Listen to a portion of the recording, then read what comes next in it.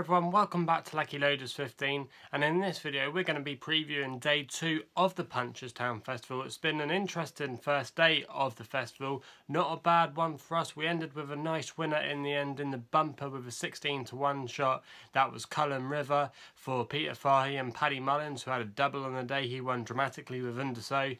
We tipped up Duvan with that race, and unfortunately he finished second, but he still ran a good race, I think, and it'd be interesting to see how he comes on probably next season. Now that's probably him put away, but he ran a good run, I thought, considering obviously that was his first completed start for over a year. Also as well, the only other one that placed for us was Mengele Khan, in quite an interesting race in the end. It was Draconian and Vision de Flow and Mengele Khan who were coming into the turn looking like the ones that were going to win the race, and in the end Draconian, who was the outsider of the three, managed to come through and win quite nicely and comfortably in the end. Probably the better ground helped its case. It always had shown a little bit of promise for Willie Mullins, but it was his day today, and that's the way the Punchestown Festival can often go.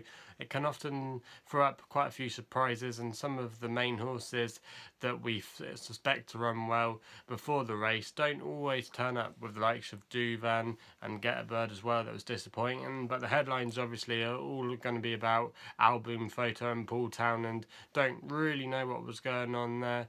He kind of, obviously if you've seen the footage, he looked over to his right hand side, and there's debate whether maybe someone said something to him and shouted out for him to avoid the fence, because he impeded Finian's Oscar, who was given a good account. He might have won the race, but I think Album Photo really lost it there by being diverted away from the fence by Paul Townend. He's been given a sentence of 21 days. Not really sure really if that's harsh or fair. I really don't know.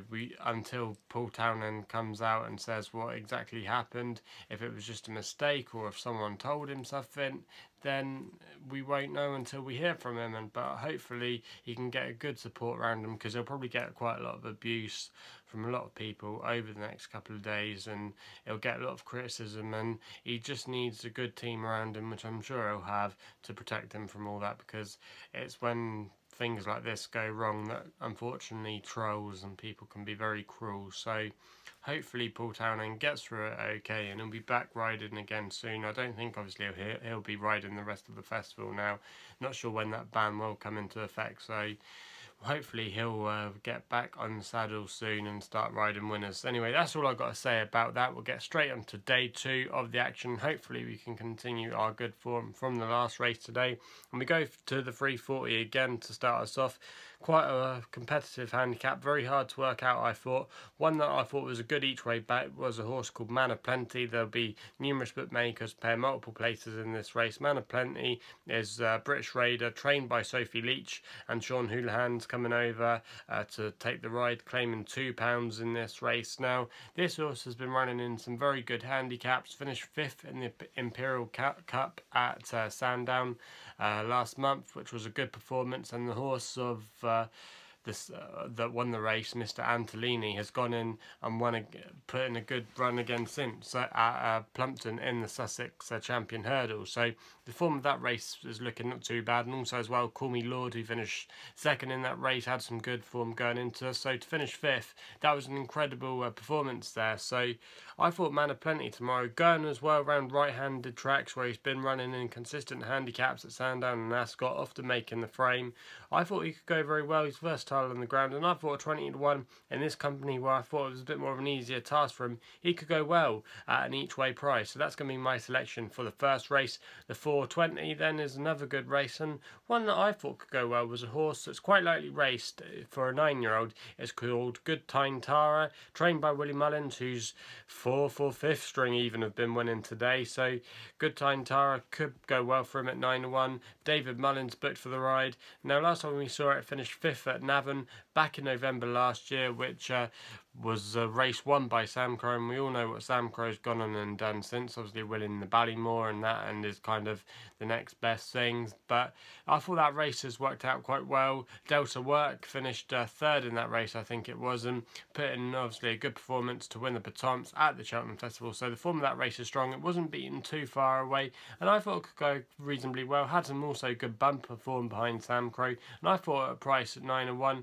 he could go well. So that's going to be the selection for me. me in the 420. We then go to the 455 and probably one of the best races of the day, and I'm going to go for Ballyward here. Again, another Willie Mullins horse, and David Mullins is booked for the ride. Finished 4th in the Albert Bartlett, and that form has worked out very well. Obviously Santini went and won at Aintree last week, so the form of that race is standing up quite good, and that was the first time it ever run over 3 miles, and it went through the race quite nicely. And even though Kilbrick and Storm it will reoppose again tomorrow of Colin Tizard, I thought there was a lot more to come from Ballyward, and I thought at 13-2 he could definitely make the frame, and he was a good each way bet, so he's going to be my selection there. But I think it's quite wide open. I think Next Destination could run well.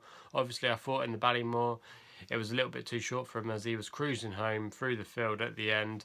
And also as well, Kilbreckenstorm, he could go well as well, again, proving that it wasn't just a bit of luck that day in the Albert Bartlett. So for me, though, I thought Ballyward was the one maybe to go for, the one that could make the frame. So that's going to be my selection in the 455. In the 530, the Punchestown Gold Cup, obviously was a very thrilling race last year, but I'm going for the most consistent horse in the lineup that I feel, which is Road to Respect. 2-1 bookmakers at the moment. I think the ground will be a little bit more kinder to him this time. Trained by Noel Mead, who's been having a good season, been in good form the last couple of weeks. Sean Flanagan, a very underrated jockey, takes the ride in the Gigginstown colours.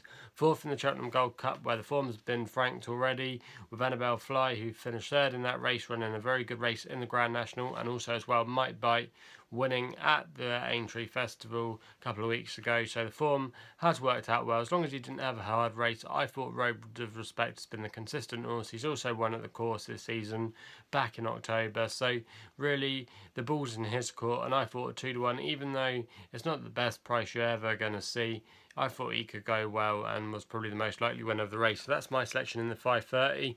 In the 605, an interesting race, I'm going with Dorking Boy, round about 18-1 with bookmakers at the moment, trained by Tom Lacey, whose stable have been in flying form in Britain in the last couple of weeks. Also as well, Tommy O'Brien, booked to take the ride, who's been riding quite a few winners over in Britain this year. Also as well, this horse has some very good pedigree relations. Full sister to champion bumper winner at Cheltenham, Ballyandy, who's been a very good horse for Nigel Twiston Davis, and this horse won very well on its only start by 6 lengths in a bumper at Market Raisin, where it was backed into favouritism that day, and I thought it could go very well. The next selection in the 640 is one that you might think, why am I doing this one? But I thought it was quite interesting. It's Viconte Du Noyer of Colin Tizard, 20-1 in the colours of Alan and Anne Potts. Now, obviously trained by Colin Tizard, who does quite well at the Punchestown Festival. His horse has been running well today. Could have done really well with Finian's Oscar. Vision de Flow ran a nice race. And I thought Viconte Du Noyer, who finished 2nd in this race last year, could be a good each way bet. Numerous bookmakers will be playing multiple places, so I thought 21, he was a good shot. Jonathan Burke takes a ride off a mark now of 143, and he had exactly the same form figures as coming into this race last year, pulled up, and then finished 2nd. So he obviously likes the track, and I thought 20-1, he could potentially go well. In the last race, to 7:15, another bumper turned off the card, going with Tintangel, trained by Gordon Elliott, who's had a very good day today. Nina Carberry takes the ride, who's a very good jockey booking in these kind of races. Been really impressive in its last couple of starts, having too much for all its rivals. It reopposes them again tomorrow. Around about 10-3 bookmakers at the moment, and I thought that was probably the most likely winner of the last race. So there's the selections for day 2 of the Punchestown Festival. Let me know your feelings of what happened with Paul Townend, what horses you're thinking are going to run well tomorrow, how you've done today. Let us know in the comments box below.